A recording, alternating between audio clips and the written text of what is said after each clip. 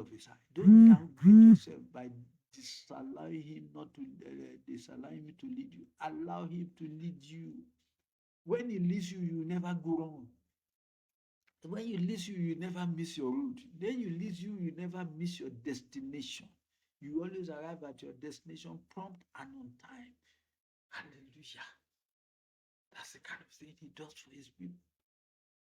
Verse 12. Verse 12. So the Lord did not lead him, and there was no strange God with him. Did you hear that? There was no strange God. There was no strange God with him. What does that mean? He is not looking at any other thing as a solution to his life. He's only focused and gazing on God and God alone, and say he's the one that will remain in charge of my life, and I'll be obedient to him forever. So he has removed and wiped away any form of strange God within his life and space.